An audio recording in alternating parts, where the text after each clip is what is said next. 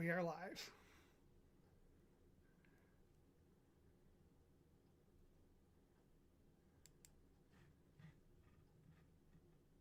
We're on. Hello and welcome to Nerdarchy, for nerds by nerds. I'm Nerdarchy Ted, and today we're going to play some 5th edition Dungeons and Dragons. Down in the description below, you can find the links to where you can find all these wondrous people when they're not here playing some D&D with us. So let's dive into some Under the Dome Balaria.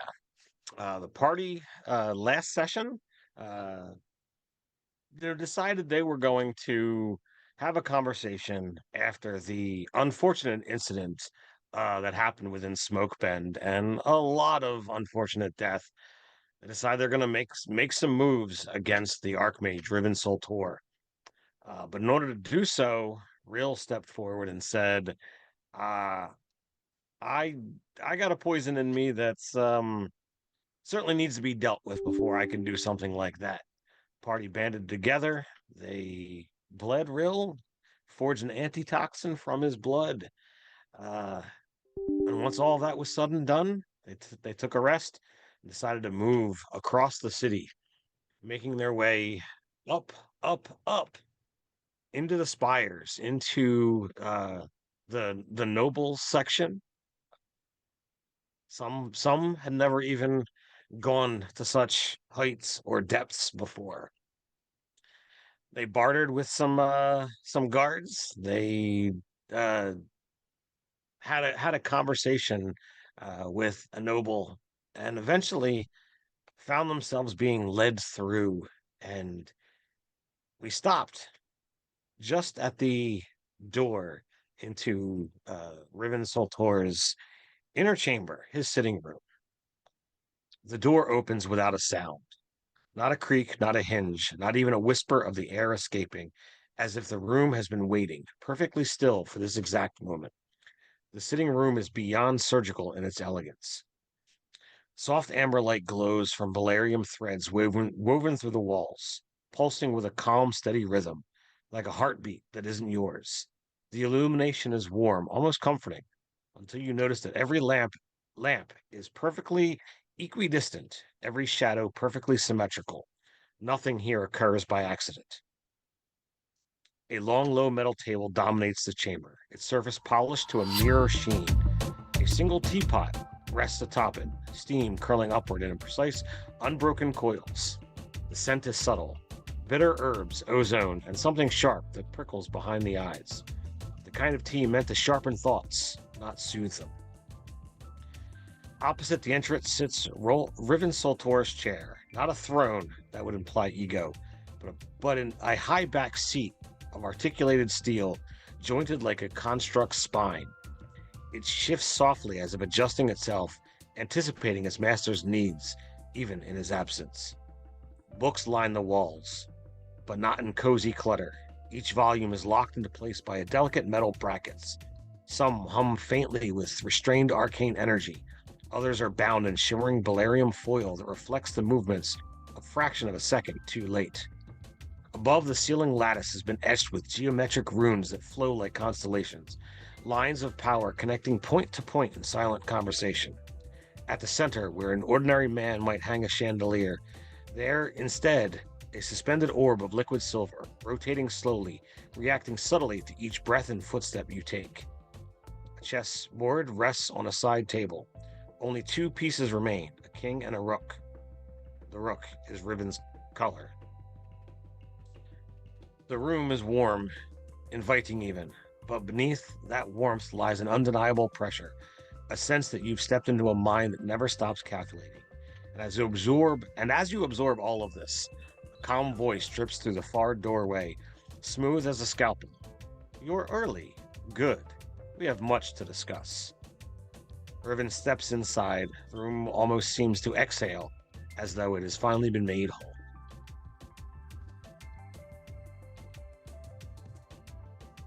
As we walk in, say, horsewoman, will we keep someone like you dilly dally in a meeting? Like, I know you're gophers, if you will, are doing their job.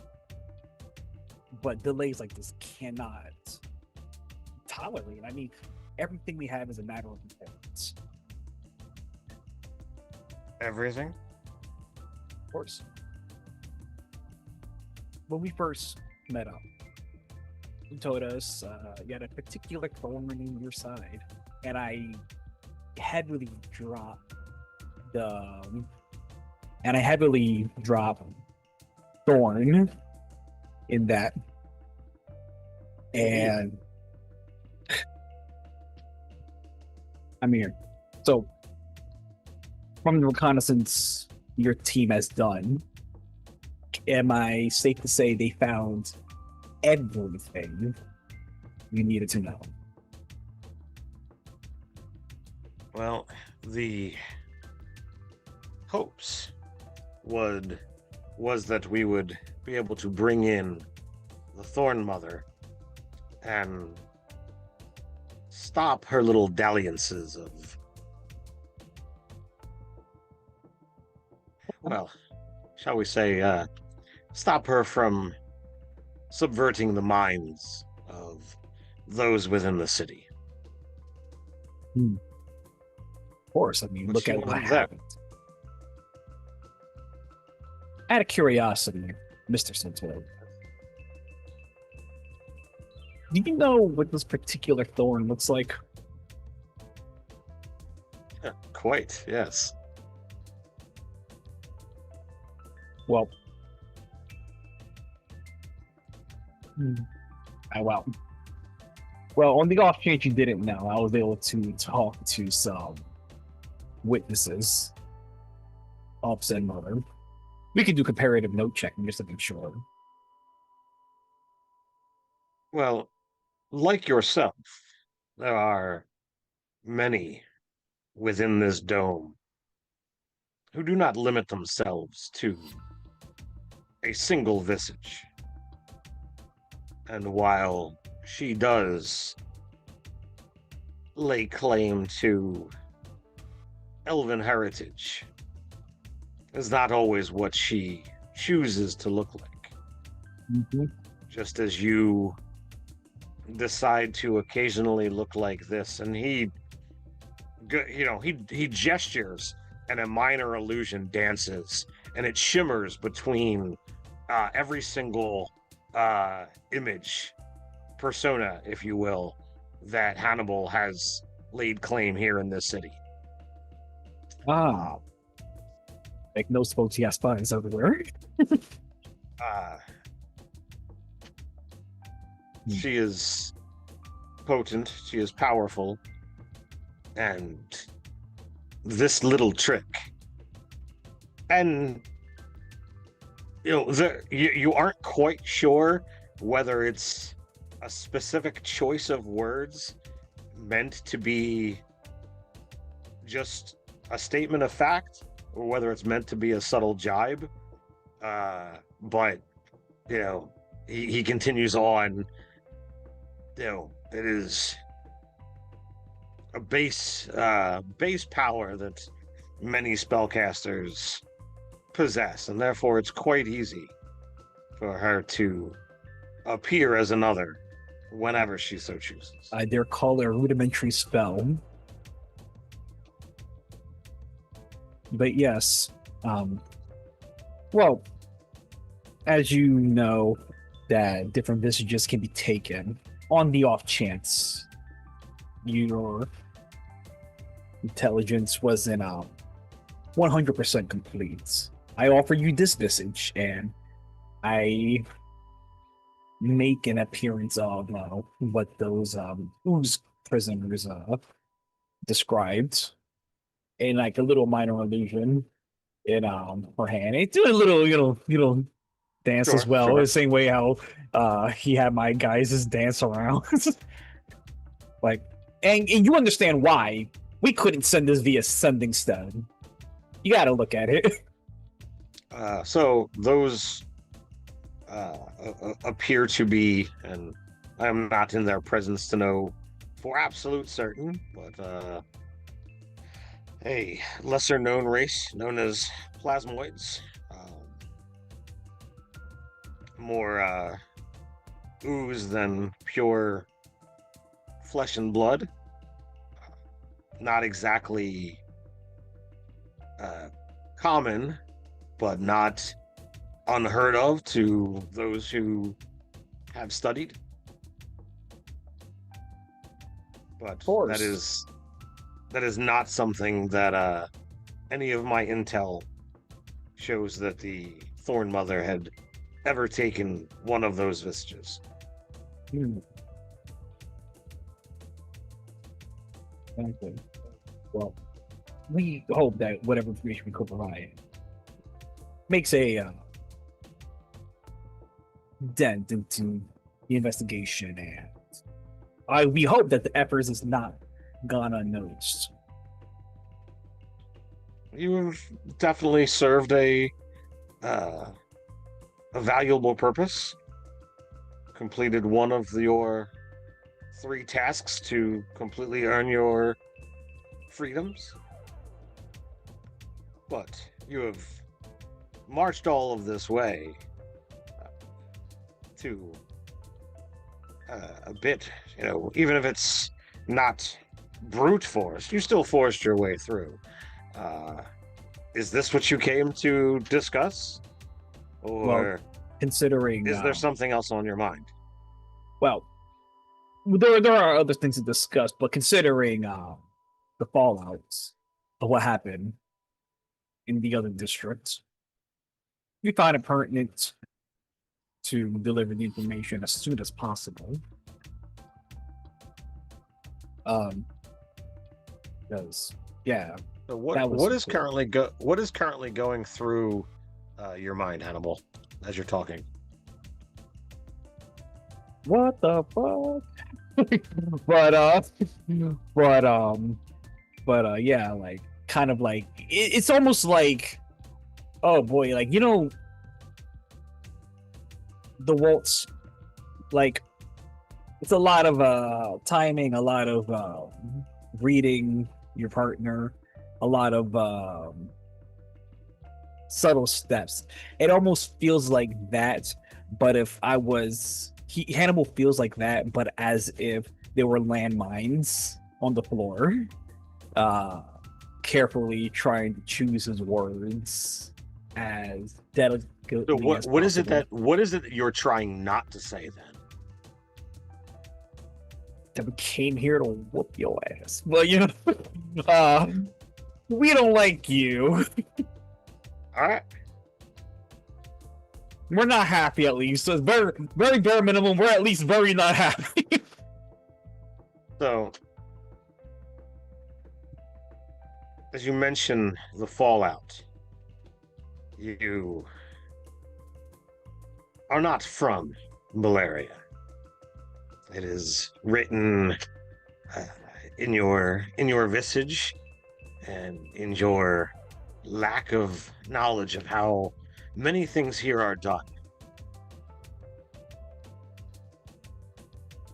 One of the reasons why I have made it to the position that I have is because I know how to play the long game. I have the power to keep this dome safe and secure. 2,412 citizens resided in Smokebend. Had the symbiotes crossed that tram line, the infection rate would have surpassed containment thresholds in under 12 hours. Belmaro, Ashglass Market, even the tram forge would have fallen. If I had not contained it when I did, Balaria might be entirely consumed within a week. I'm not The fires burned one district to save 12. Not necessarily disagreeing with what you do. The manner You do. No, All of you do. That is why you are here.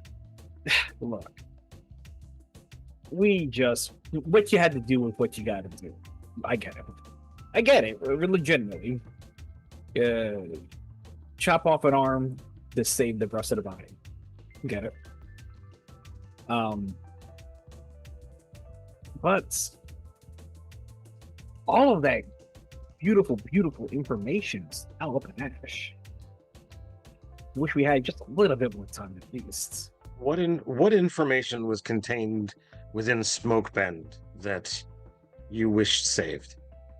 I then look over to Buzz, since he definitely had more information about like hive minds and stuff of that nature. Something that may be a little bit deeper than what if we have time to tell you.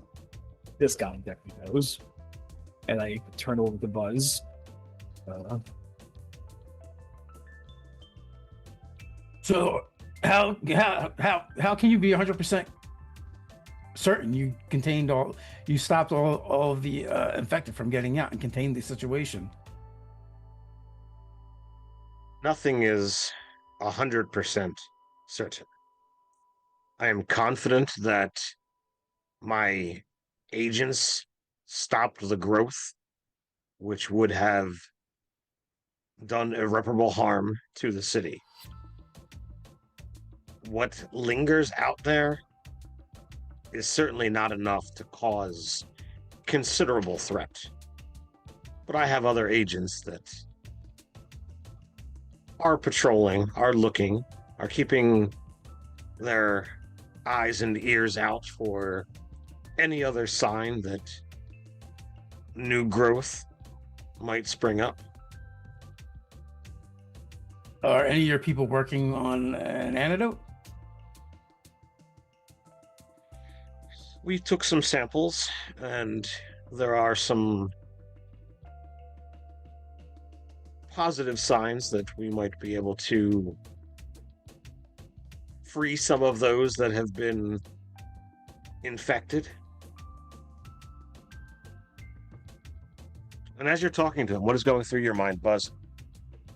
I'm wondering if they're really working on anything and what they're going to do to stop the next outbreak from happening, and how much they knew all along that this was going to happen. Because I definitely don't feel like they're telling us everything.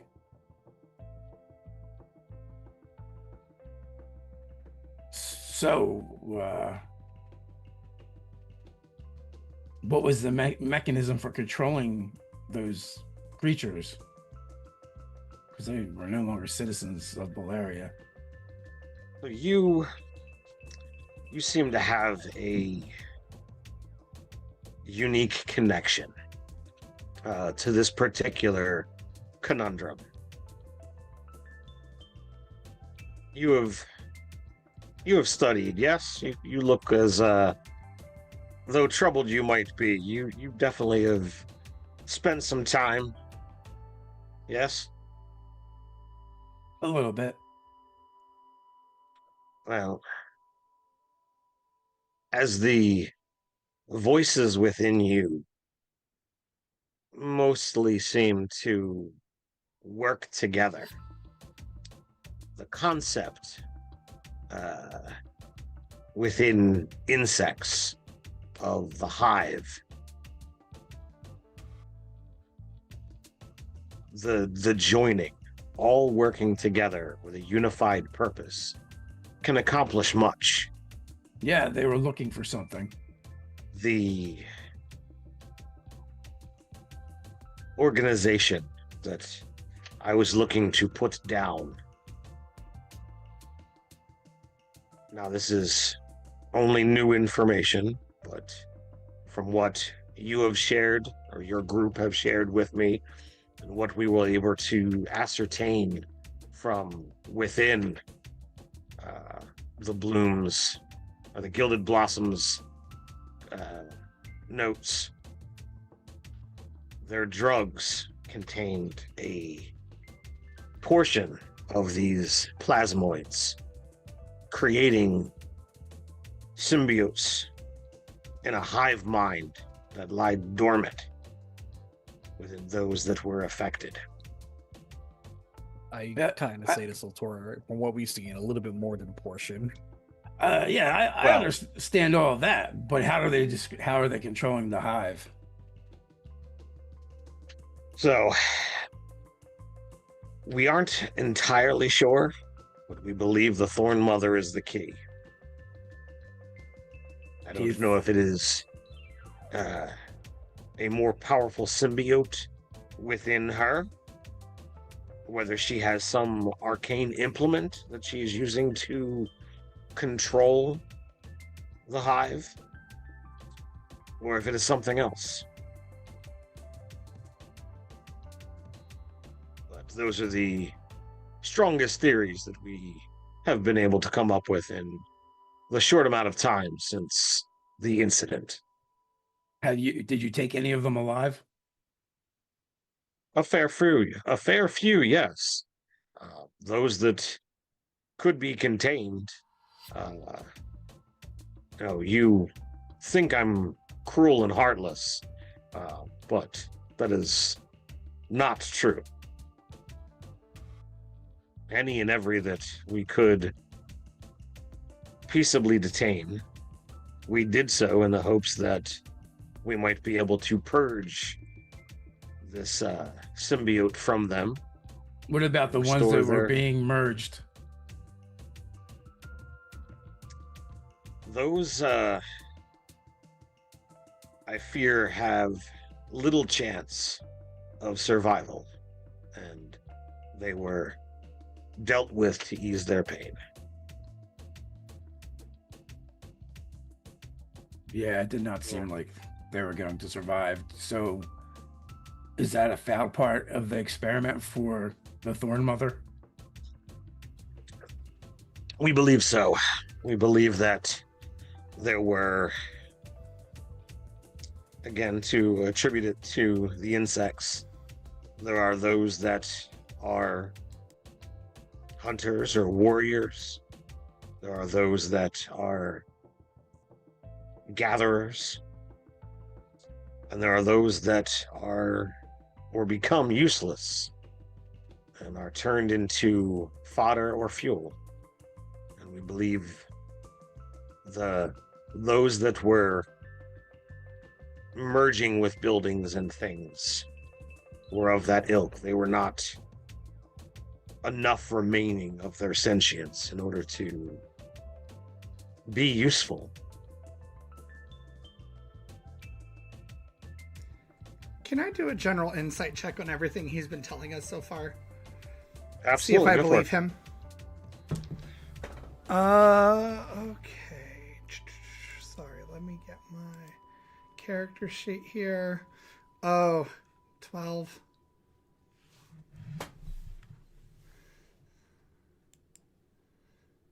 I just got a 12. All right, 12. Okay, I thought you were saying a 12 and you were waiting, No, waiting 12 for those. total. So the interesting thing about the way he's talking is he's not putting a whole lot of emotion into his voice. Mm-hmm. He doesn't, he's not agitated by your appearance. He doesn't seem bothered by any of the accusations.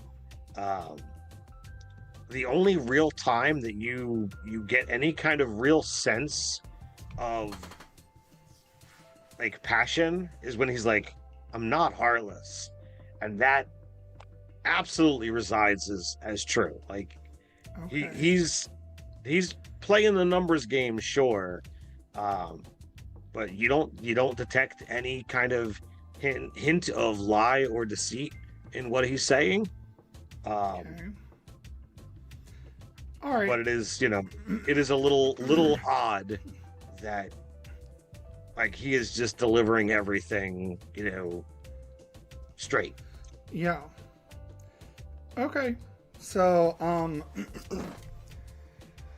Doris will step forward. As you know, when we met the first time, you had all of us at a bit of a disadvantage. I believe I still do. Even still, it's important that we show you we are capable of meeting you on your terms.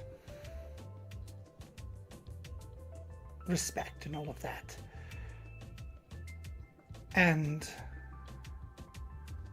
I would not have offered if I didn't think you were capable. I would not have sent babes to the slaughter on a task undoable.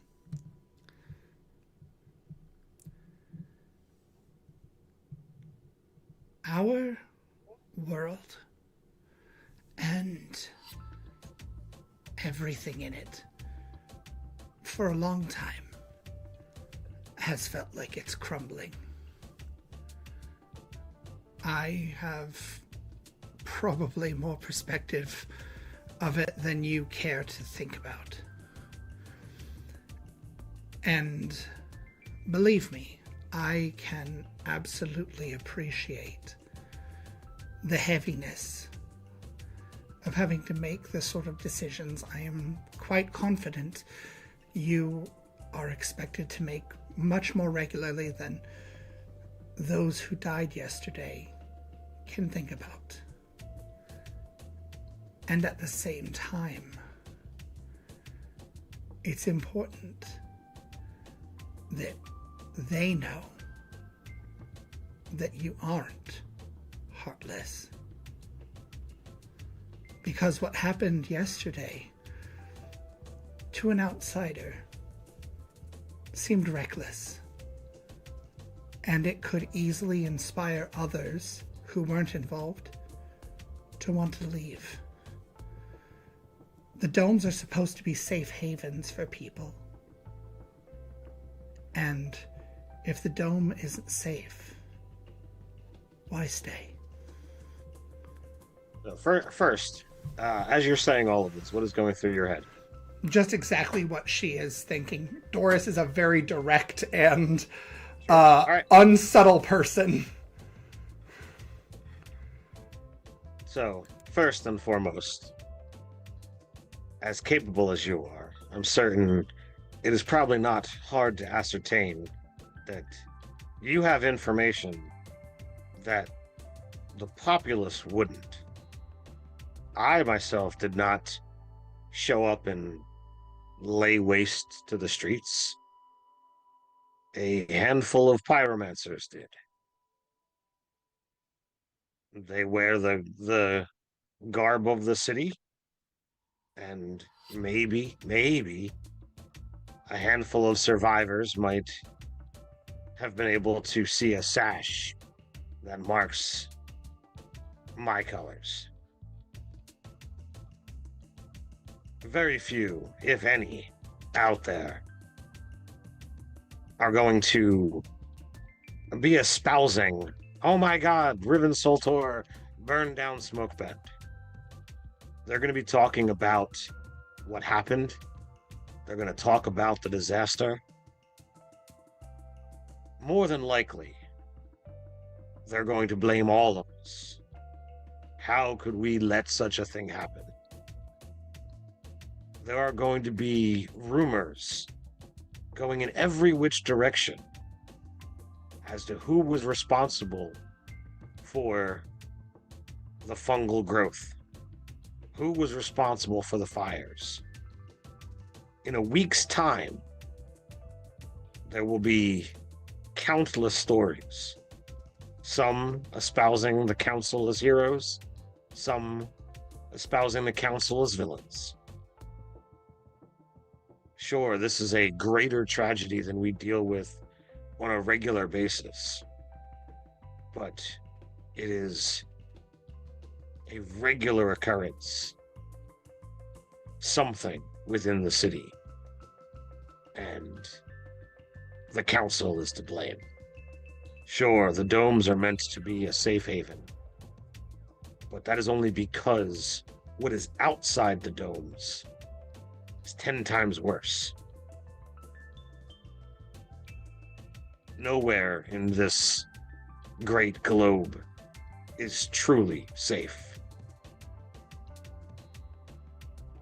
I have not been to all the domes. Maybe, just maybe, there are some domes out there that everything is pure and pristine and perfect. But in a dozen domes that I've been to, not a single one shines like the cities of old that exist in the rotten library books.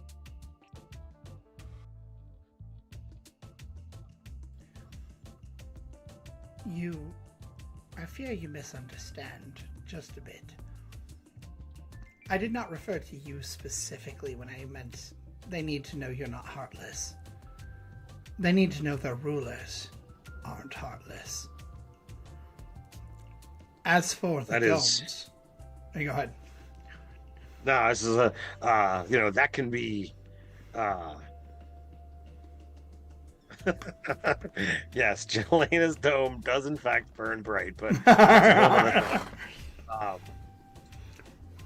the council being heartless, that is indeed harder to prove. There are 5 of us, and I dare say some of them are indeed heartless. The 5 of us work to keep the dome together. Each of us on a daily, weekly, monthly basis, doing all to keep the predators out, to keep food available, to protect the hunting parties that go out and bring in the churn malls, just to survive another day. I cannot fathom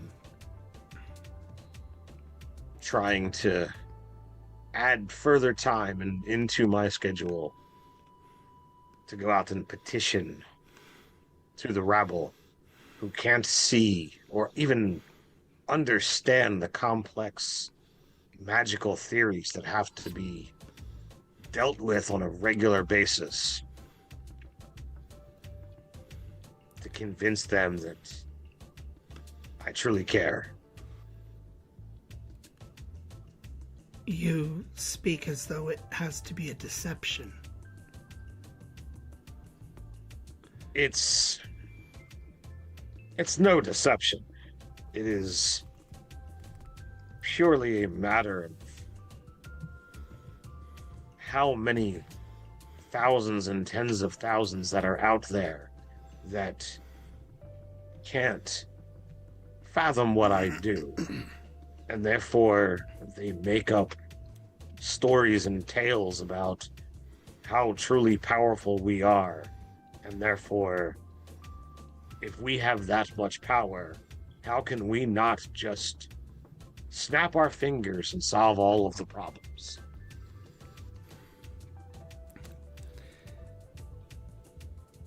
Then maybe, just maybe, you try to snap and solve 1 or 2. Because I understand you can't fix everyone's problems all the time.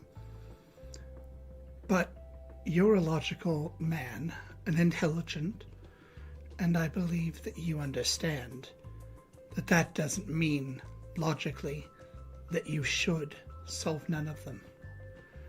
The world outside of our domes is cruel and heartless and fickle, and you have to accept it, or you can choose to live blindly. But that doesn't mean that we as people have to be the same. And that doesn't mean that we have to accept our fate and resign ourselves to what we think it will be, when we can make it something else. You are a wizard. You should know this. You're a mage. You can make things what you want. If you inspire just a fraction of that in your people, I think you might find some success. And then she'll just kind of like respectfully sort of step back. I will contemplate your words. I'll make no promises. So what is the next task you have for us since we have done one of 3? Well, if you are indeed eager to be done with my tasks, I think the next logical task would be to find her. Find the Thorn Mother.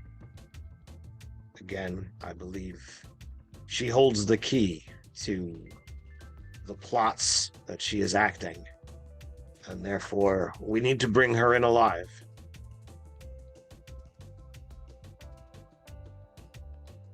A lot of you are competent, clever.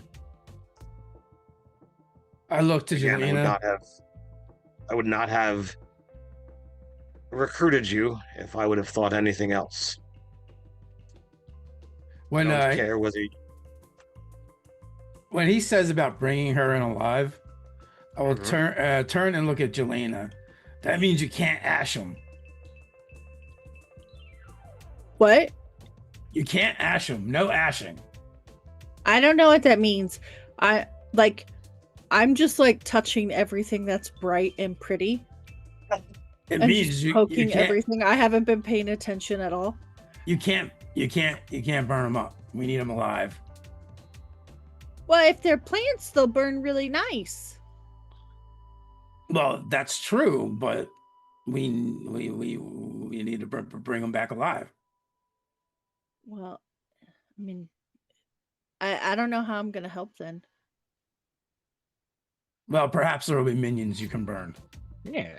so. I don't care about the methods, whether you wish to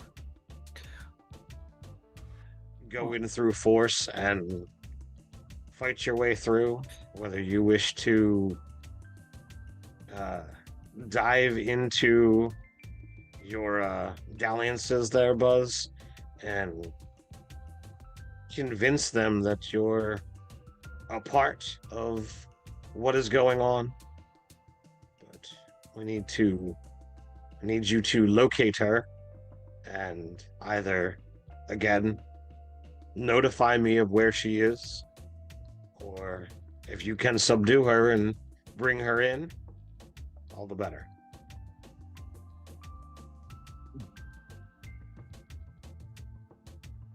Oh god. As I see Buzz and Juliana kind of going back and forth, right? Well, maybe a slight scorching. You'd be surprised what you could live through, Buzz. Fair enough.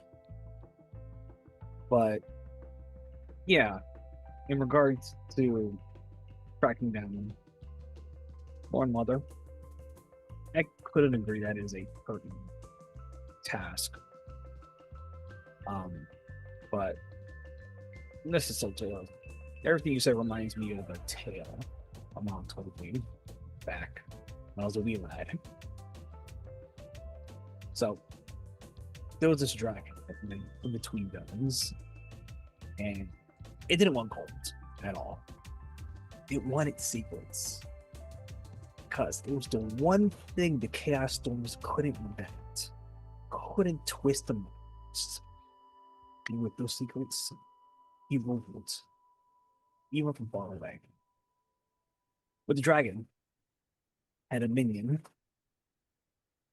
and it knew secrets about the dragon. And without a sword, no combat, the dragon was subdued. Because the minion knew secrets about said dragon. Wow. You can clearly trust us. Those amongst your company. Just keep an eye out. Secrets are indeed a potent thing, and the right words can indeed subdue those that are in power. Mhm. But you must be careful, for if you do not have the correct information and you attempt to act on such a thing, Right? Who it would can do be turned that? against you. Right? Who would do that? Certainly not us. Uh, and I So- say, like, well, what I mean by that, Mr. Sotor, and this is Carlos thinking about a little bit of subterfuge. The people in your workings work very hard to keep us from you, though we try to work hard to help you.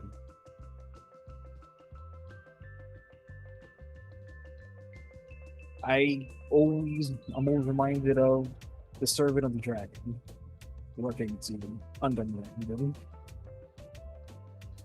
Just food for thought. None of my minions are looking to undermine that which you are doing.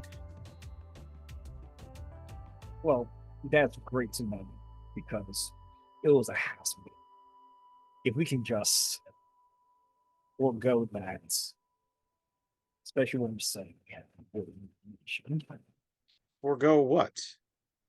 Was there a confrontation that I am unaware of? Yeah, as I look over to the door, it's like, yeah, I know you're gonna, but you're gonna talk about this hassle.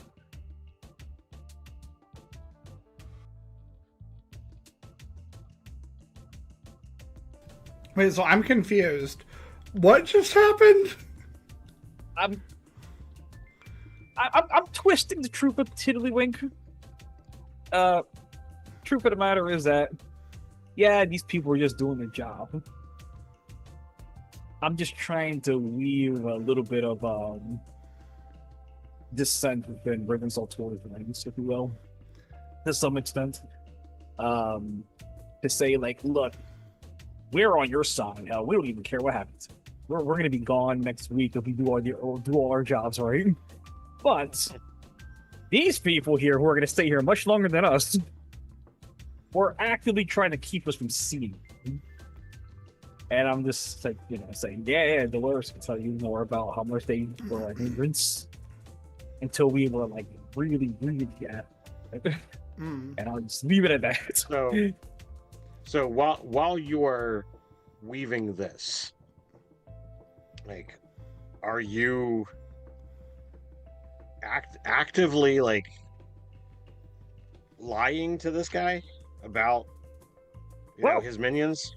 Well, I wouldn't say I'm lying because I just told a tale. The only direct minion that he sent out there that you guys interacted with were the pyromancers, and they were doing what he said, and when they showed up, you guys convinced them to not just burn everything down, but to like pinpoint target things. Oh no, the people within the walls, they kept saying, listen, he can't see you, man. He don't take same day appointments, what's going on? We're like, no, seriously, we gotta talk to him. Like, we got something. So that guy? Those people within the walls from last session. All right. And I'm just like, yeah, it was a hassle to get here, man. We think, and I'm saying, like, I'm not saying anything. I'm just reminded of this tale as a kid, and here are the Carfax that they were really trying to keep us from giving us important information. And I leave it at that, and I turn to Dolores and say, right?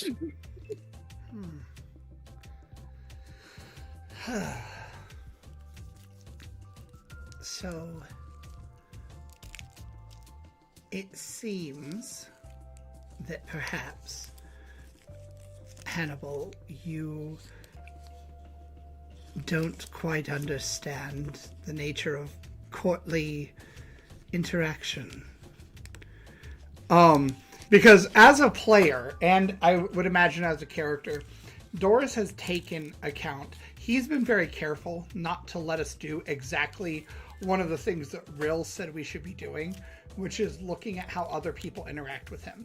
He's been very careful to not be in the room while other people are also here except for us, because he doesn't want us to see any of that. He's been very careful about what information is curated to us, even in this setting. Like, as a player, I'm picking up on that. So as a character, I think Doris would look at Riven and say, "Listen, I have been nothing but forthcoming with you up to this point. I do not have to agree with your methods, and frankly, I think some of your decisions are irresponsible and the mark of a race that is far too short-lived to really have the wisdom necessary to navigate certain situations. And at the same time, I can also acknowledge that your position is quite complex. Our current position adds to the complexity that affects each of us.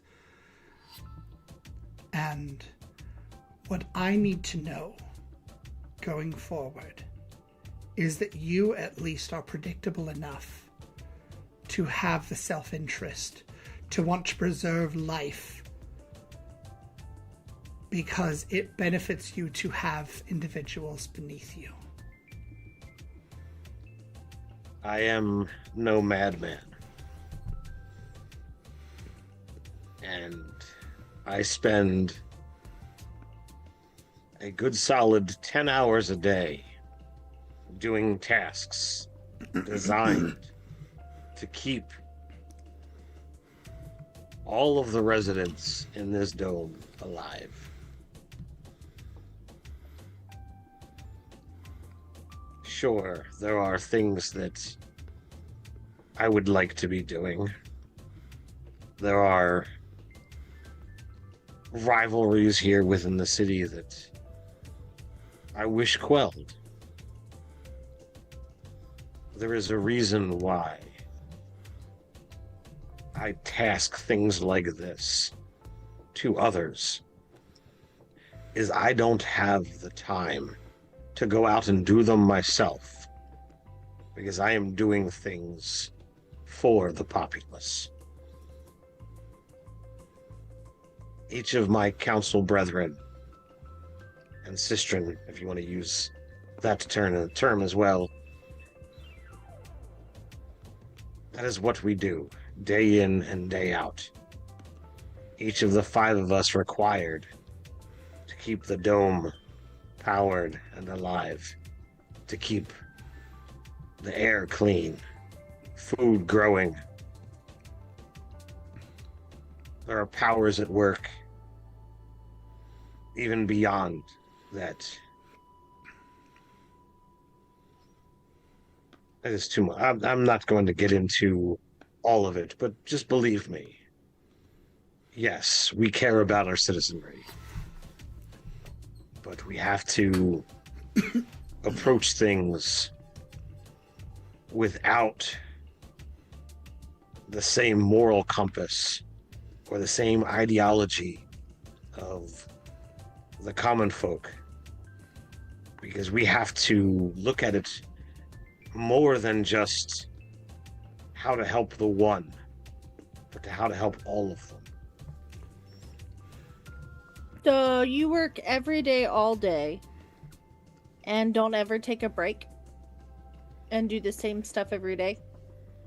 It is not the same thing every day, and it is not without break, but it is not But you a couldn't take a situation where vacation. I don't have a vacation. No, I don't get to go lounge about for hours. I don't get a night off, as some say.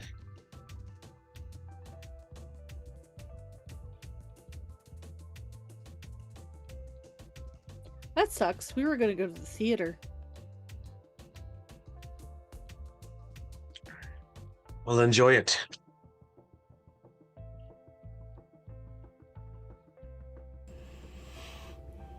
Well, if there is nothing else, the tea is warm. Feel free to have a cup or two before you go. Could you answer me and just indulge 2 questions? Sure. Why do you want the Thorn Mother alive?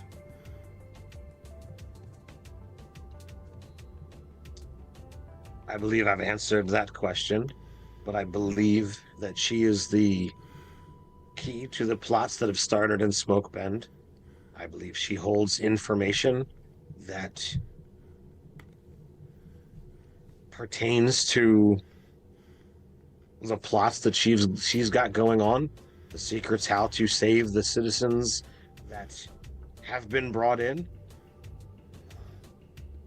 Yes, but do you believe she'll give it to you? I do. Do I believe him? Do you want an insight? Yes. Go for it. 19 on the die plus 3, 22. Everything he says is absolutely true. Okay.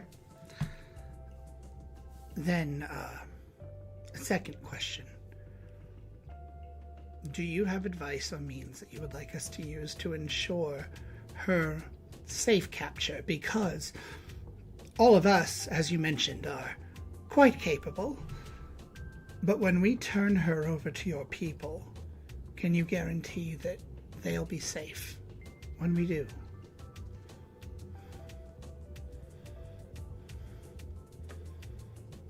Or do you have some means of containment you would like us to use? Precautions to take, etc. Let me ponder. Obviously, you are not going to leave my citadel and be able to find her instantly. She, I imagine, has gone into some kind of hiding, especially after her most recent plot has failed. I will see what I might be able to acquire or concoct that might give you a chance at subduing her. Failing that, you could do as you've done before and let me know where she is, and I could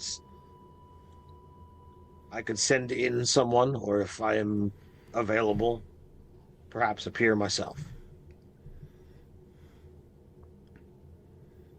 But I thought your time was so precious. That is why I said if I'm available. Okay.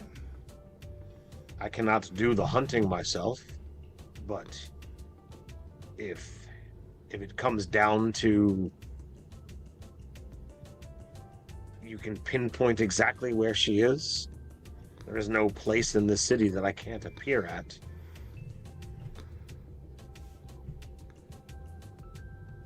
All right. I don't have to cover the distances by walking, but I cannot examine everywhere all at once. True. And convenient.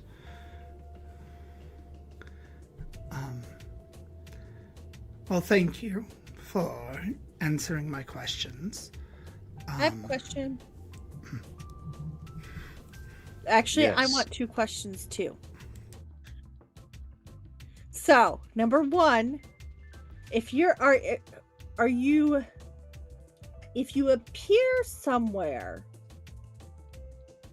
that you just bop into, are you invisible or are you visible? Can you go invisible? Basically, yeah. I can turn invisible, yes. But Okay. what I was referring to is the ability to teleport, to go from one place to another instantaneously. Okay. Second question. You seem a little grouchy. Do you want to go to the play with us? theater. Nothing about what he has said has given any kind of layers of grouchiness. But he's so direct. Yes. I'm used to positivity and Ah. Kool-Aid drinkers. Positivity and deception. And if only I could take the time to go observe a show or a play. But alas, I do not have such time.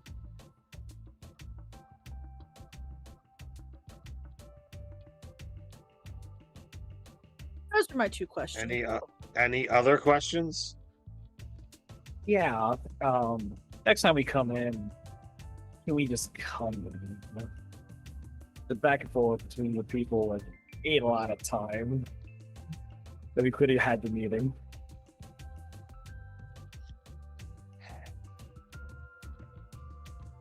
Use the stone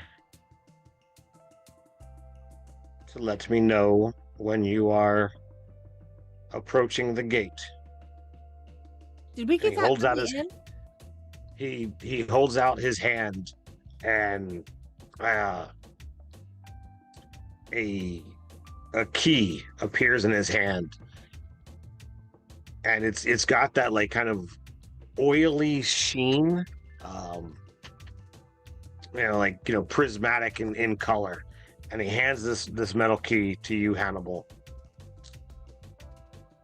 Present this key to the gate. They will know that I have accepted your invitation. Just so long as before you hand over the key, you have contacted me to let me know that you are here. Got it. Understood. I think it says a lot about us as players that we are so hesitant to trust people in authority.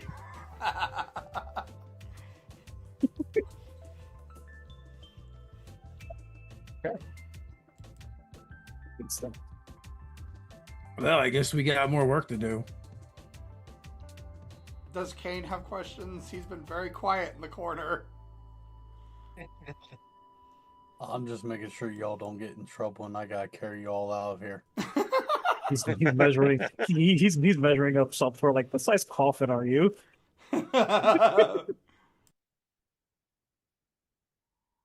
So if you have no further questions for him, he does the barest of nods of his head, and as he steps out of the room, you watch the chessboard and the bookshelves. Everything kind of takes on like a blurry haze, but the table in the center of the room with the still smoking pot of tea and 6 glasses or 6 mugs do reside. Take a sip. When you offer tea, you just don't say no. I'll take it on my way out. Like, Does anyone not drink the tea? I'm not gonna drink it. I'm not going to drink it, but that's because I just don't drink things. Jelena only drinks Kool-Aid. All right. So for those of you that drink, it is pleasantly tasting, though you really can't ascertain any of the individual flavors, but your senses, you feel sharpened. You feel a little bit of a buzz, and the way that is going to be represented,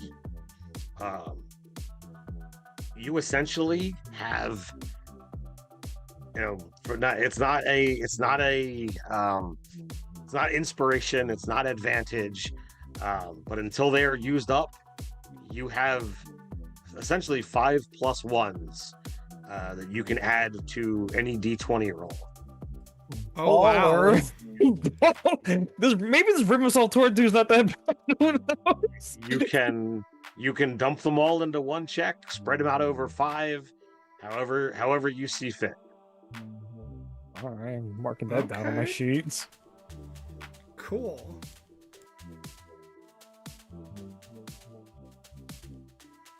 Oh, and with the right NPC, absolutely, he would poison people and whatever have you. But that's not Riven's game. Okay, I was just Side like, chat. The side chat is talking about waiting for the saving throw to come. But no, I mean, one of the party members was poisoned, so it is kind of his MO, as far as we know. Now we don't know who actually poisoned Ryle, but it sounded like they were poisoned by this guy. and Yeah. that may be the case. It might not be. How much is real telling you the truth? That's fair. Who's drinking what Kool-Aid now? So, if you attempt to explore the room outside of the table, the foggy haze blocks, any further, touching or even reading anything that's on the spines of the books. The chessboard is, you can't, you just your hand reaches into, blurriness and you're not able to make contact. But eventually, you guys are done drinking whatever tea you're gonna drink, and the door is behind you. Well, I guess we've got our work cut out for us. I don't know if that went the way you were expecting it to go, but I don't know if you should antagonize an archmage, especially when powerful enough to rule the city. And he can go invisible, so he could be spying or listening to us. in all fairness, I can go physical, and I'm not that better.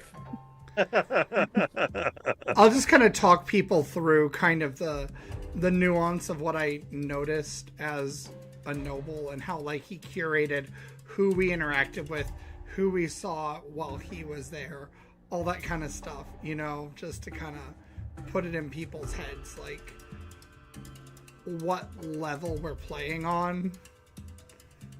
And then she'll follow it up with, he was more earnest than I expected him to be.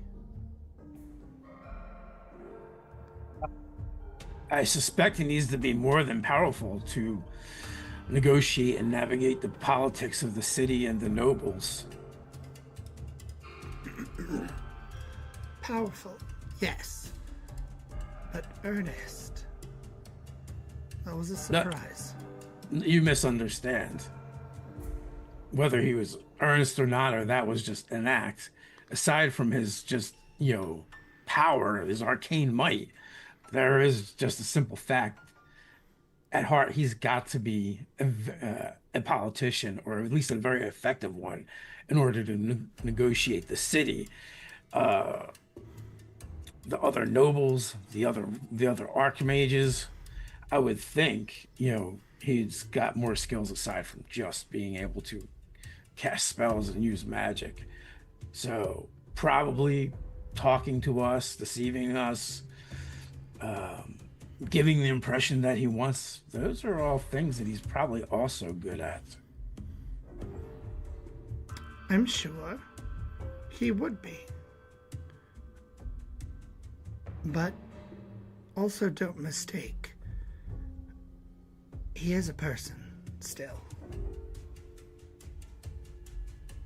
So from your perspective, Doris, you kind of called out, he's human, whereas the longer lived races tend to view things a little bit differently.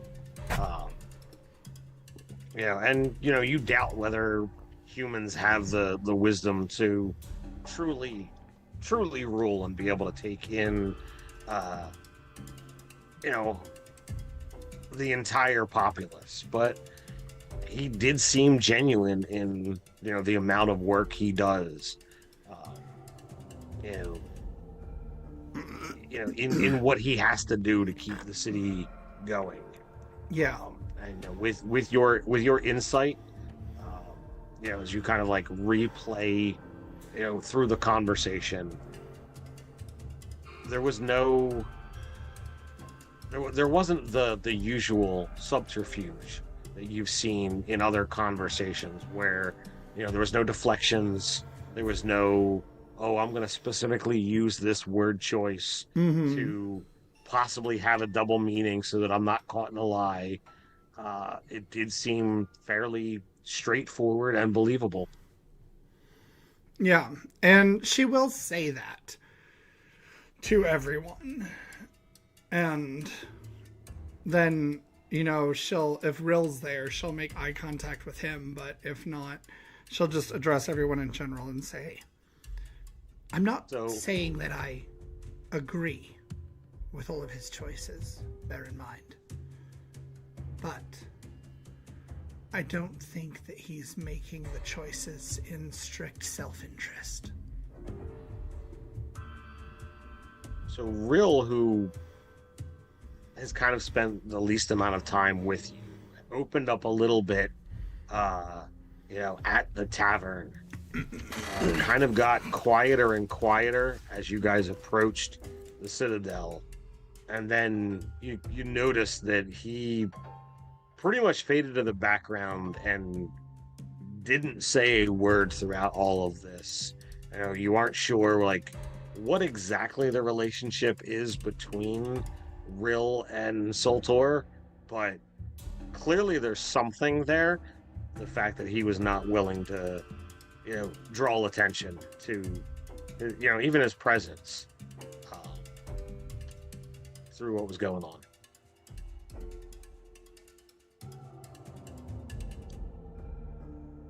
So, are we still working for him, or do you guys like him? Or... We got 2 more jobs to do before he lets his hooks out of us. I don't like anybody, in all fairness. Oh. I'm direct and grumpy.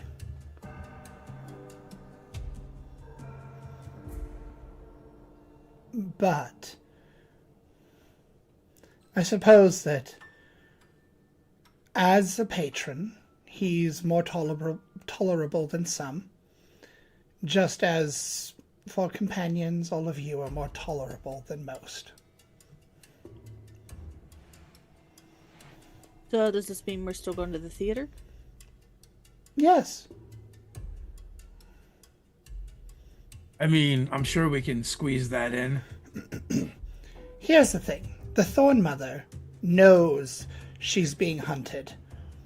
She is likely taking many, many, many precautions right now. But Riven seemed convinced she won't leave the city. So we can choose to spend all of our efforts finding someone who is making a very intentional and probably very skillful effort to not be found. Or we can relax and enjoy ourselves tonight and rest and prepare for when her guard is not as vigilant.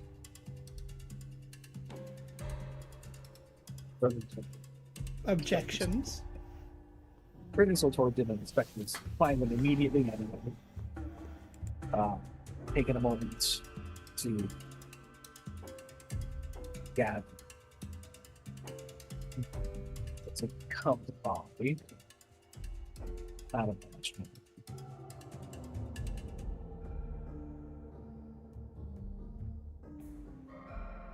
Your mic is sounding a little robotic, Carlos. Kane, what do you think? What does the theater sound like to you? Boredom.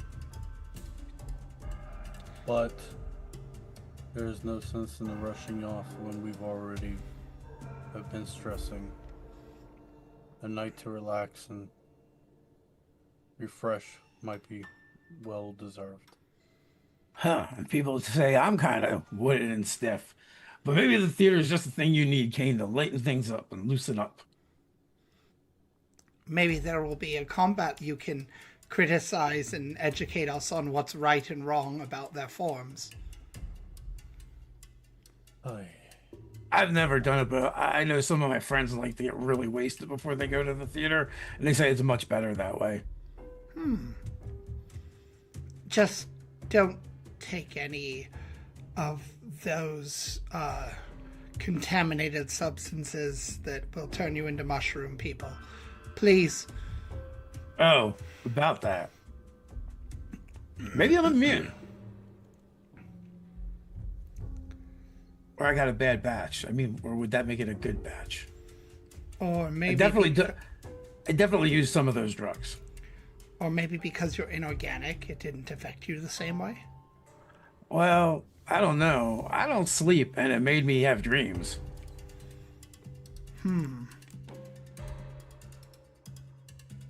And they were in color. Maybe I should take some more and test it out. Well, for tonight, Anyway, the theater. let's not waste these gorgeous outfits.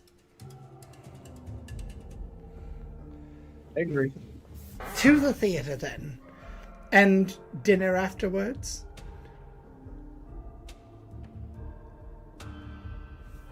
Sure. Sounds great. I love watching you guys just eat.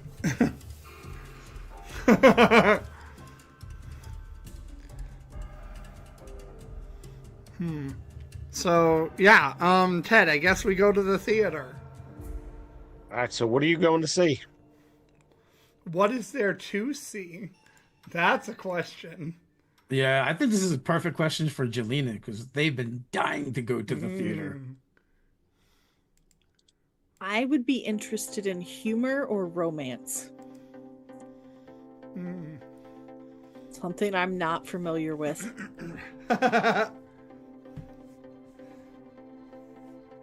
I had done some. I had given you guys, I believe, 2 or 3 options before, and I can't seem to find my notes as to where they are. I definitely do not have any going to the theater notes. Doris, being a purveyor and connoisseur of smut, opts for romance.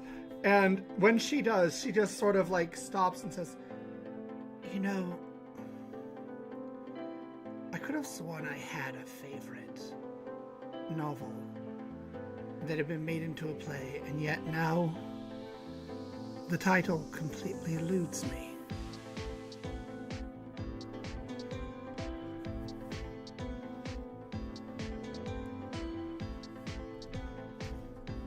Because she lost it. Oh, that got wiped from you, right? Mhm, Yeah. yeah. You had to give it up. Yeah. All right, so there are 2 shows with a little bit of research that you guys are able to find that have seats available tonight. So there is the Clockwork Heart or Whispers Beneath the Lattice. Both of those sound really good. Ted, now I just want to like read these actual plays. So, is Whispers Beneath the Lattice, is that more romantic? So the premise for Whispers, 2 lovers from rival factions meet secretly under the glowing lattice of the dome.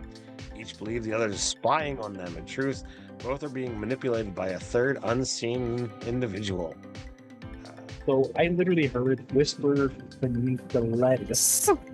Yeah, lettuce. Whisper beneath the And- lettuce. I literally was thinking to myself, like, what? It was like the romantic rom-com between So 2 it's rival got a- sandwich It's makers. got a it's got a love triangle. It's got some elements of drug use.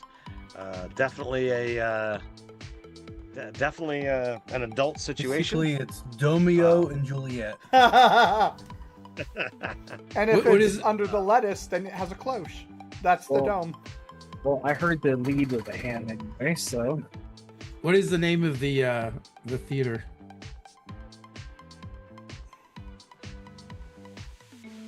So these are these are both being performed on just makeshift stages. They don't have the full enclosed theaters that exist in some other cities. Oh, a pity. Back in my town, there was an entire arena dedicated to the theater. Now, We the use ours theater differently. district is not really a thing here. The fact that you've got two plays in a single night is a bit of an oddity. Ted, can you tell us what the Clockwork Heart is about too? Just because I need to know this. Sure. Sounds like Buzz's backstory. Yeah, yeah. When you're a warforged and you fall in love with a flesh bag. A forgiven construct begins exploring emotions while working in one of the lower districts. When they fall for a human metalworker, both must hide their affection from Thalix Curate's enemies and Riven's bureaucrats. So it's got the archmages, being characterized within the play itself. Ooh. So now we have a Might learn choice. something. I was gonna say, yeah, There's we can truth to learn that about one. what people think about Riven. Yeah. Sorry, what Tate? I was just already saying the same thing. I was saying, I wonder how much truth is to the play, or how much they're just hating on all these archmages. Well, I gotta say, I'm a little curious about this Clockwork Heart. Oh, when it hits Buzz's heartstrings or heart chords or whatever he has. Gets his gears going. I also feel like Rill would. I'm not going to speak for him directly, but I just have a feeling that Rill would want us to do something that was actually beneficial to learning something about the city. I like them both, honestly, so I'm just gonna roll with you 20 minutes. Just to get even other thing. It's even. It's. So But are that's we just watching that one? If we're rolling, let's put. Yeah, I like them both. I like both honestly. Okay. So, vote. I vote Clockwork Heart. Same. Clockwork Heart. We can always catch lettuce later. Let us later, aka Domeo and Juliet. Story was too kind.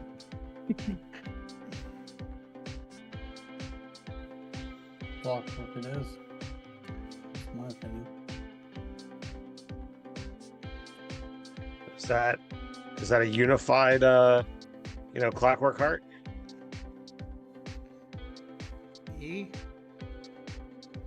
Sound like it, unless people are going to do their own thing. So my headcanon, Ted, is these things just pop up all over the city at random locations, and it's like maybe like one or two or more acting troops that just kind of take it upon themselves. Yeah, so sometimes you'll have like, I'm just gonna throw up a stage and do a thing, especially because it might be portraying, a noble or an archmage not in the best of light, or it might be like just completely, mocking, whatever have you. It could be a rival company, or it could be, what have you. Ted, Yeah. in Balaria, are there no theater houses because it's been outlawed for those reasons? I don't want to say it's been officially outlawed, but maybe it's unofficially outlawed, and they try to put the kibosh on it because of that. One of these results.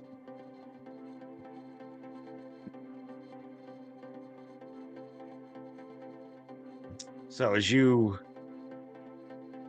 make your way to this constructed stage. You're given this performance.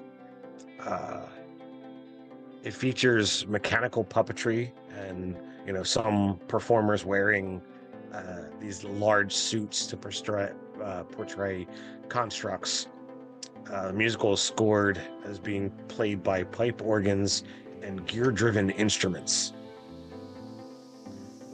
As the play unfolds, you learn through a bit of conversation that it's a popular yet controversial drama. On the surface, it's presented as a forbidden love story between this construct and the human metalworker. But beneath that, it serves as a coded political commentary about construct rights, industrial exploitation, and the ideological clashes between the archmages. Quite an emotional tale. Its haunting mechanical score, and the fact that the ending, changes nightly, depend on the audience sentiment, applause, or even the magical mood reading devices that are worked into the constructed seats. It is a full 3-act. Act 1, sparking the gears. You learn of this construct, Lumen 3. Initially, it's emotionless and just going through its day-to-day work, when all of a sudden it is damaged and it's set to get repaired by a young human metalworker by the name of Ari. And the more time that Ari and Lumen spend together, they begin to develop a connection, and emotions begin to spring forward. The underlying tone that you learn is that Thalix Gearwright has been trying to get emotions and rights to all constructs, even those that don't have complete sentience. Whereas some of the other archmages feel that if they don't have sentience, a personality, that spark that makes them more than just a mindless automaton, that they shouldn't have the same rights. So this is the underlaying tone that Riven Soltor and Kalen Darkwhisper aren't really for that side, at least as portrayed by the play. But as we get into the final act, Lumen 3 is discovered to be different. They have this struggle, and as it gets to the end, this is where when you talk to other viewers, that sometimes Ari and Lumen manage to go off and live happily ever after. Sometimes some tragic fate happens and either Lumen or Ari dies. Sometimes they both survive, but the political struggle and those that are around them, the supporting cast, keep them apart. So they're both alive, looking fondly towards each other, but kept apart. And that is the ending that you see tonight, as the magical light shines down on Ari from one side, and the magical light shines down on Lumen from the other side, as the stage slowly pulls the two characters apart, and the lights go out with them just looking fondly at their friend, their possible soulmate that's not meant to be. Yeah, so when we leave the show, Buzz is going to be kind of just like walking a little different, like he's just kind of like shuffling along, like almost like an old man shuffle, and just kind of like staring off um, in the direction that you get that we're headed after we leave the show. He's not moving the way he normally does. So anyone who's, I would say is trained in insight would pick up on that, without a die roll.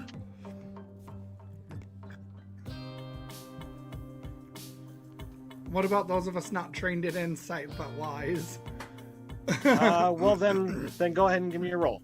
What about those half trained insights? So You can take a roll that as well. +3, so 12. So you would notice. I got a 14.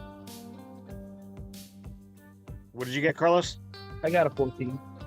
A 14? Yeah, you would notice as well. And Doris will approach Buzz and put a hand on his shoulder. Are you all right, dear?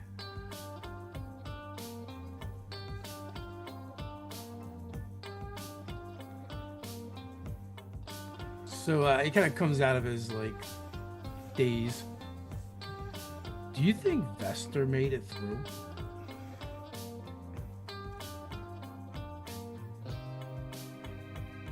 Do I, Ted? Last you saw, he was alive.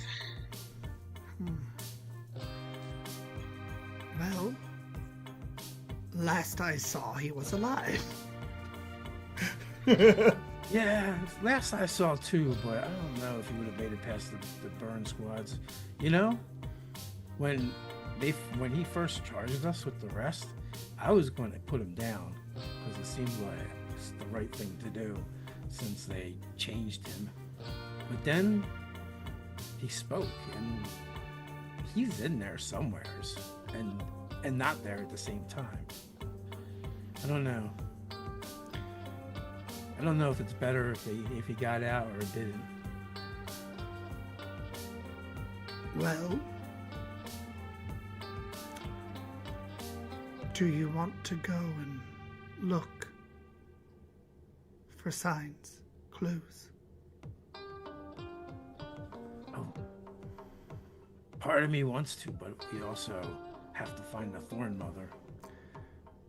But tonight we're resting, and if going and just looking will give you peace, it's worth it. And if you want that to be alone, you can be alone. If you want my company, you have it. I can't speak for the others. Well, I don't know Balaria the way I know my city of Crystalia, but I think the places that I would have to look aren't places that someone should go by themselves. I mean, I could probably be alright and handle myself better than most, but it just seems to be inviting trouble. And it makes you stand out too sometimes. Maybe Kane would go with you if you asked him. Yeah, but we should do this mission. The mission happens tomorrow. Tonight we Yes. take for ourselves.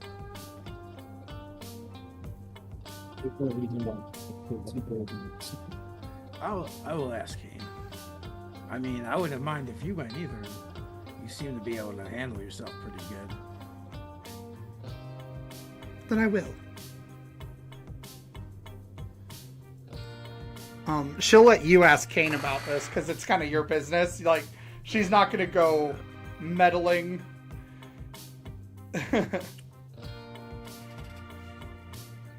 So, what? So how does like Kane come off? Right? Does he come off as like just a warrior, or more like a thug from like the wrong side of the tracks, or more like a professional soldier? I would say he's probably more soldier, warrior. Definitely not thug. I mean, he was like a well-trained champion. So somewhere in between soldier and warrior, yeah. Kane, I want to go I want to go to some like really seedy neighborhoods and look for somebody. Would you mind giving me a hand and watching my back? Seedy neighborhoods? You don't have to ask a bunch of questions? Sounds like fun. Oh, actually, we do need to ask some questions. Oh. Because Still could be fun. I'm looking for someone and they're going to be in hiding. But also, they might not come with us willingly. I But can handle that part. They'll come with us willingly. yeah, I think so. Oh, you know At what? least they'll eventually come willingly. We should definitely probably bring Hannibal too. Sure, why not? Yeah, I mean, I bet that guy can talk a sandworm right out of the ground. Yeah. Hey, Hannibal. Me and Kane want to ask you something. Okay. How do you feel about hanging out in some really seedy neighborhoods and trying to find information and find somebody, and then maybe kidnapping them? I just look at kidnapping. I just look at you like, I mean, it's nothing too extreme that we haven't done before, but I mean, all right, it's not really kidnapping. It's more like a rescue mission from someone who doesn't want to be rescued, but I think you just do it anyway.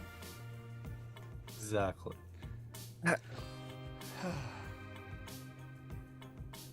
Well, damn it. Like, I say damn it, but you know that damn it means I'll do it. Listen, even if you said no, we could just slap you and one of your other sides can come out and we'll ask that one. Well, if I'm gonna be going anywhere, I'll definitely be going as Jermaine. Well, whoever can get the information we need, that sounds good to me. And I guess when we go to leave, we'll like walk past the others, and I will look at Granny Goodness one last time to see if it seems like she wants to come along. Jelena, dear. This seems like it's making out to be a veritable dumpster fire. And who knows fire better than you? Oh, are we going on a trip? If you want. Oh, okay. And but dinner afterwards. Yes. Let's promise dinner at some point tonight. I would like to fold my dress back into my rag-looking clothing. Yeah, I'm back in my hobo clothes.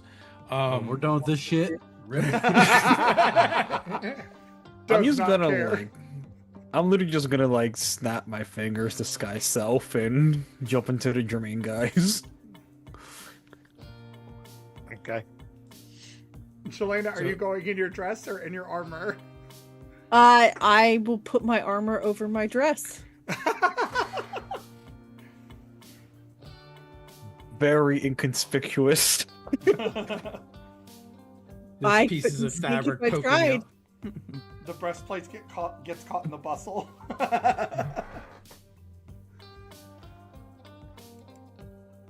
So, All Ted, right, I guess so, we're heading to a seedy part of the city, the seediest part of the city. The seediest part of the city. Let's find out where that is. Please tell me we're rolling survival this time.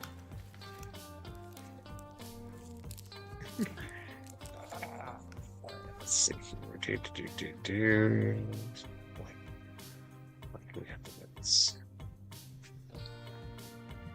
I would like to use my street smart skill.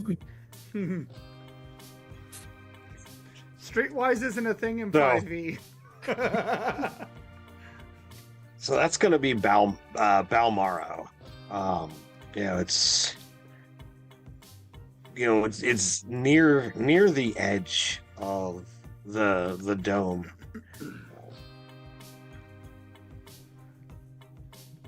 There is a secondary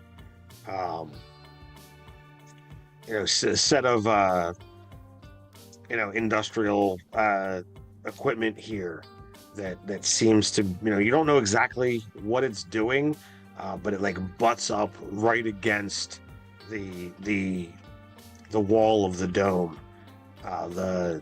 It's this neighborhood that's set between the city wall, this industrial equipment, and it is fairly loud all the time.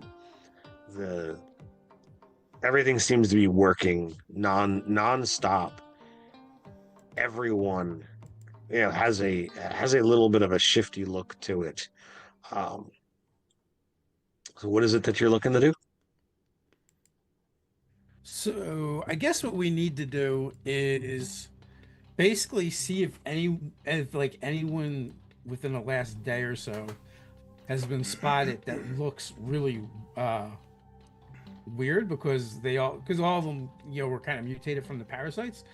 But I'm specifically looking for Vester, who was already flesh warped. Right. So he has an even more distinctive kind of appearance. All right, so you trying to track people? Are you looking to like question folks? Yeah, looking to question folks. I'm willing to spend some gold to make this go more smoothly. All right, so however much gold you spend, I will allow for every 2 gold, whoever's making the persuasion check, or whatever charisma, whether it's persuasion or intimidation, you pick. But for every 2 gold, you add a +1. Okay, so all right, I am going to drop 20 gold. All right. That is a +10 to whatever charisma roll I'm assuming Hannibal is going to make. If you want me to make it.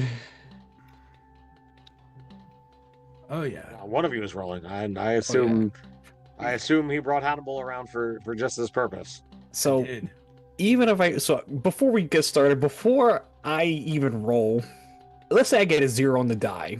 Whatever, impossible, but I get a 0 on the die, I get a 22. Just based on, so I'm gonna roll. So the grand total is gonna be a 29. 29. So you talk to a few people, and the first 3 you talk to, you're feeling out the neighborhood. You who are used to talking to people understand that the citizenry are a living, breathing thing, and the people here are different than the people there. So there's a lot of like initial hostility and standoffishness. So you adjust your approach. Money is spent, and you don't glean anything. And then you go, a little bit further in, and you find where people are a little bit more amiable, and you spend a little bit more money, and you learn a little bit more. Eventually, you find someone that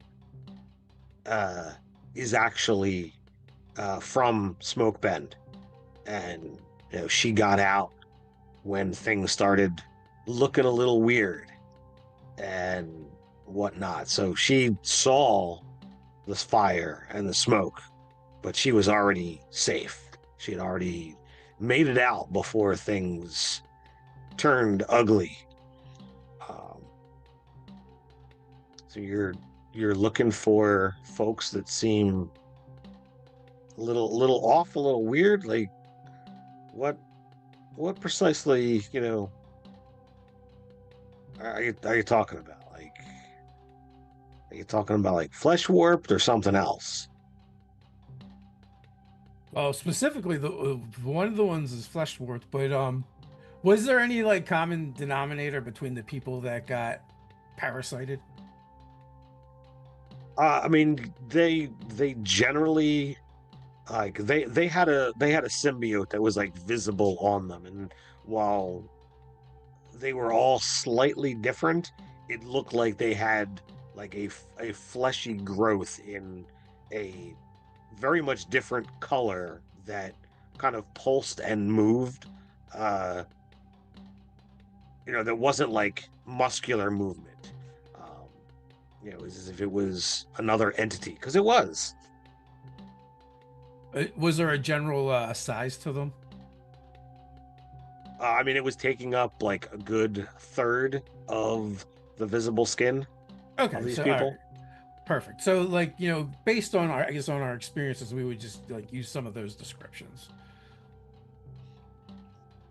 I mean, there are a handful of folks that seem to have that all kind of congregated off,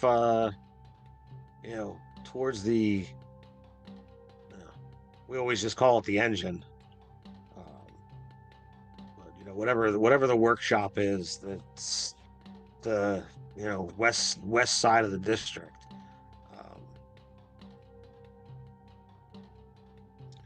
They all seem to head off in that direction. Well, I guess we have a place to start looking. Also, if we Do you know what those things were? they're very dangerous. You should stay away from them. All right, will do. Is there anything else I can answer? I mean, it's a lot of coin you just offered me to answer a simple question. You know what? So, what's the vibe of this person we're talking to? She definitely seems nervous. Like, Okay. despite the fact that she's forthcoming with information.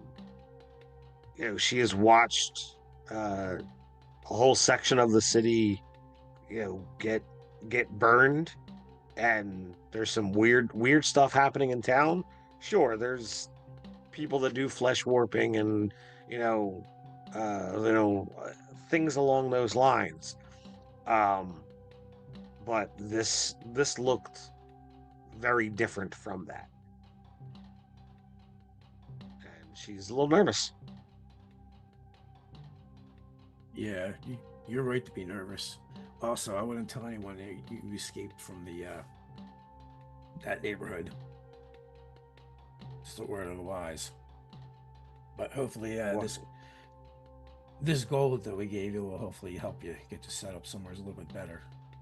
Why should I not tell people I was from Smokebend? Well, because some of those folks, there's a lot of folks that didn't make it out, and that was intentional. And I don't think I should say any more to you. Okay, well, I guess I guess Balmaro is home, and it's very much a fake smile, as she pockets the handful of gold. Cool, we got a place to start looking. And also, maybe we can find more information out about the Thorn Mother if we do get a hold of them.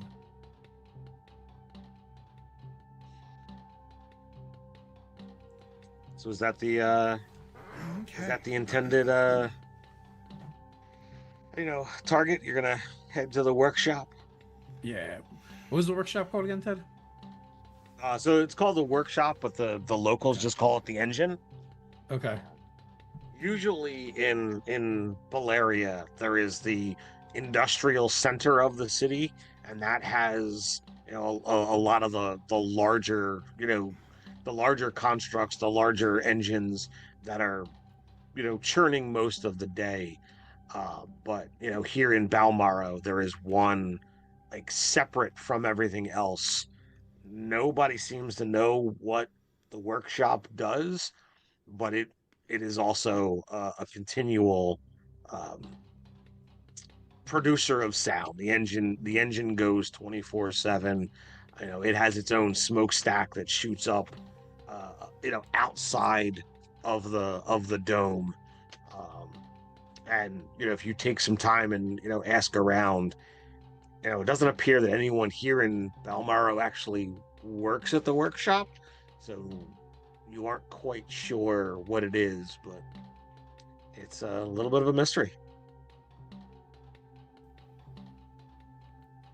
Can I try to track?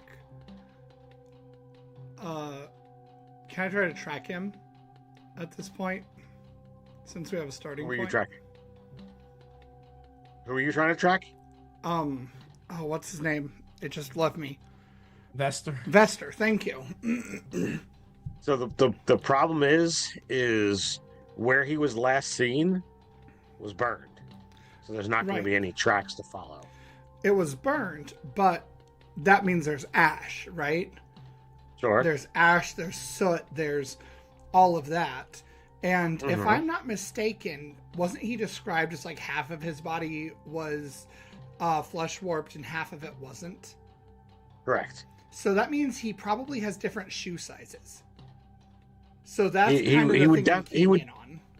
He would definitely have a different gait to his walk, considering his essentially Formarian body dysmorphia. But you aren't sure whether or not the fire brigade would be destroying any of the clues. So if you want to walk back the smoke bend and then try and track him, by all means.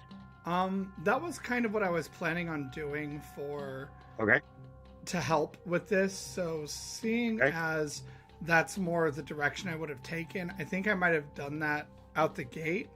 I don't know if Jelena would come with, or if anybody would want to come with at that point that wasn't involved in the... Yeah, I'd come with you. Okay, so I'm gonna try to track from there, I guess. All right. So are we saying this happened before you went to Balmaro? Yeah, I'm saying I think we split the party. All right, splitting the party. Because we love making bad decisions. Excellent. So, okay. All right, so give me a survival roll and roll high. Okay. Well, that's good. That's 15 on the die. Plus 6 is 21. And I care enough about this to also spend my 5 T points. Okay, so you're going to dump all 5 of your points of T into this to turn it into 26. Yep, just as I'm going through this, I'm thinking about how good that tea was. All right, well, so as you do this, you go back to the streets outside of the Rusty Chalice, and you can still feel some of the residual heat from the fire from 2 days ago. It's not much. As you look back, it might be more in your head as you play through the scenes that unfolded. You watch as the pyromancers literally teleport to the spaces right outside, and after some brief conversation, it's a lot of fire, a lot of screaming. Yeah, that really resonates with me in a really profound way. And so this withered hand just sort of brushes yours, Jelena, and she just says, "Will you hold my hand, please?" Oh, sure, no problem. And she just holds your hand in the way that like a grandmother that is about to fall over does. When you steel yourself and you put yourself in the mindset of Buzz, who strode confidently out and was heading off in a direction. Mm-hmm. And you replay his steps as you march down the street towards where Vester was. And from here, there's not naught but ash, and just a subtle wind that seems to make the layers of ash kind of sift and dance through the air. As you march down this street, you find yourself, putting a cloth, whether it's your shirt, whether it's your, sleeve, or whether you've got some other kind of scrap fabric, but you put it across your nose, to not be breathing in all this ash. Mm-hmm. And for a moment, you stand where Buzz stood, having this almost face-off with Vester. And you brush aside the ash, and you see that there's so much ash here. The markings of where he stood, even with his dysmorphic body, the ashes burned through the layers of dust and sand, and there's no record here. But you replay the image, and you watch as he leaves the area where there's not as much of the fungal spreading. So you stride, and with each step you feel the weight of what's happened here really influencing you, and you keep trying to put it out. Some remnant of thought, some moment, whether it's real or imagined, plays through your head. You've walked these streets a couple of times before all of this transpired, and you remember some of the kids that walked through here. You remember some of the adults. You wonder how many of them made it out, how many were turned into whatever this was, and how many died not being related in any way, shape, or form to these events. And it really distracts you from what's going on. And as your mind begins to wander, all of a sudden, like a ringing of a pristine chime, the scent, the taste of the tea comes back to you, wholly as if you were still in that room with Riven Soltor, the mug still in your hand. And as that happens, all of the distraction, the ash in the air, the memories that seem to haunt you vanish, and you stride purposefully 3 more steps to get to where things are, or were, less coated. And with a little bit of brushing away, you're able to find a solid trail. And you can see just that slightest, difference in boot prints, not only in size, but in the fact that one of them definitely presses heavier into the dust and sand. And you can begin following that trail. And that's where we're gonna end tonight. Oh. Ooh. So thanks for tuning in, or for checking us out later if you're not watching this live. Come on back next week as we get into some more Under the Dome Balaria and see what next unfolds in this ever intriguing tale. So thanks for tuning in, and until next time, Stay nerdy.